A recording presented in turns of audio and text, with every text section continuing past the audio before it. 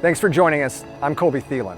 Last year, News 9 traveled with members of the Oklahoma City Zoo, some of its volunteers, and some everyday Oklahomans on a trip to Tanzania and Rwanda. The goal was to learn about the zoo's global conservation partnerships and about the wildlife those partnerships are meant to protect. You're about to see that wildlife up close and meet some of the people whose lives depend on it. Come along with us on a journey to Africa, on a trip among the wild.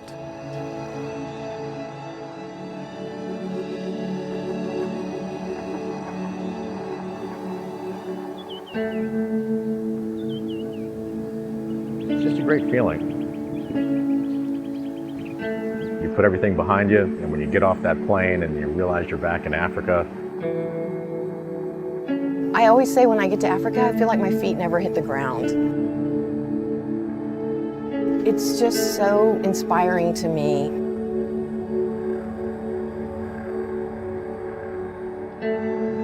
I feel so much connected with Africa. It's like coming home. Tanzania, a country home to more than 55 million people, and wild that walk among them.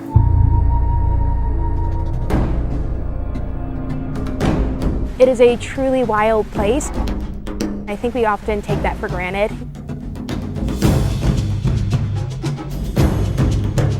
Erica Buckwalter does not take it for granted. As manager of educational programs at the Oklahoma City Zoo, she takes in every moment, studying each animal. The biodiversity around here, it's just so different than anything that you've seen before. It may be the reason Jennifer Parker returned to the continent 13 times. And when you're in Africa, that's one of the closest experiences to nature that you can have, and most unique experiences. Experiences sought by millions of travelers. And some find Edie Athaman is the one to show them. So I have friends, I can say, almost all over the world. Edie started as a guide at 25. When I'm driving, always I keep looking right and left.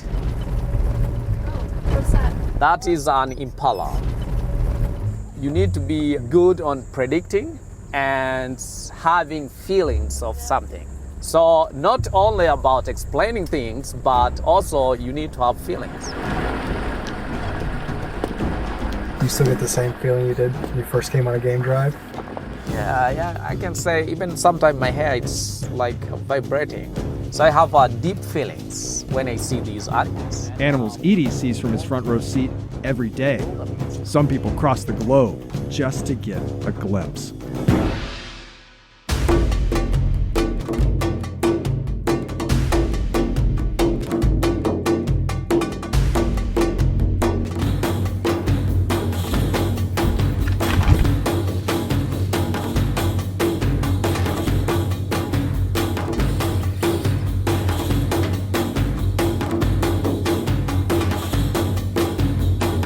The biggest draw, the Big Five.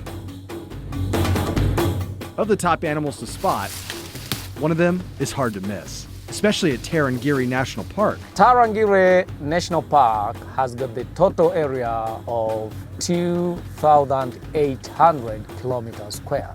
In this area, it's where you can see many elephants.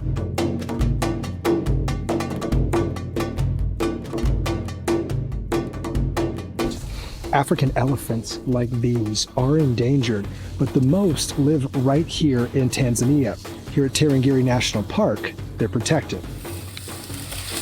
Elephants aren't the only herbivores on the list.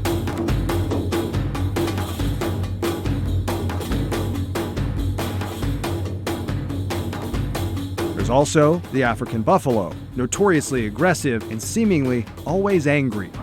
But aggressive and angry is still better than aggressive and strategic. During the wet season, this entire area is covered with water, which makes it great for elephants and buffaloes other times a year because of the grass that grows underneath. Some of the trees also make great hiding spots for leopards, if you can spot them. Yeah, leopard is my favorite animal. Elusive and dangerous, a leopard is strong enough to pull its prey to the top of the baobab tree. It is a successful hunter. 75% of their hunting, they are successful. Why so? I think first because they are solitary animals. So if you miss, it's your fault. These single moms rarely do, and when mom hunts, this little one will have to hide. Until then, it's time to play, even in the rain. The leopard is not the only predator in the Big Five. The other, equally dangerous.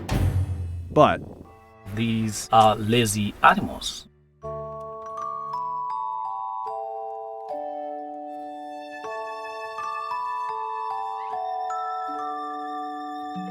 For the lion, I think being social animals, it makes them to be lazy sometimes.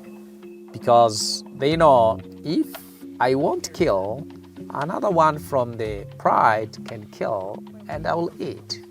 Yeah. the males are usually on the receiving end of that deal, leaving most of the hunting to females. Something the zoo's director of conservation and science never saw up close during 4 previous safaris. I mean, absolutely amazing. We're so lucky. Never seen anything like this? Never seen anything this close. No, it's amazing. Rebecca Snyder did this day, 5 yards from the truck. And just to see how strong she is, right? Like how powerful they are. I felt confident that we would see lions on this trip, but I didn't think we would see one that close up right after it had killed a wildebeest. The collar was likely placed on her by researchers following one of the pride's best hunters.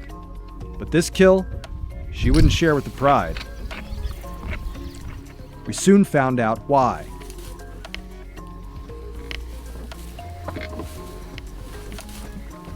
A half-mile away, her babies wait, not yet old enough to meet the others.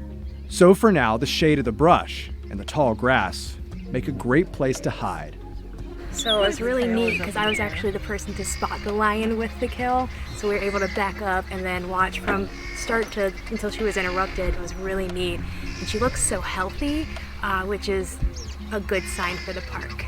You can always hope, but nature always surprises. The last of the big 5 is too big to hide, but hard to find nonetheless.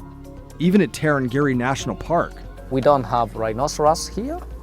They used to be here, but because of the poachers killed them, so now not existing.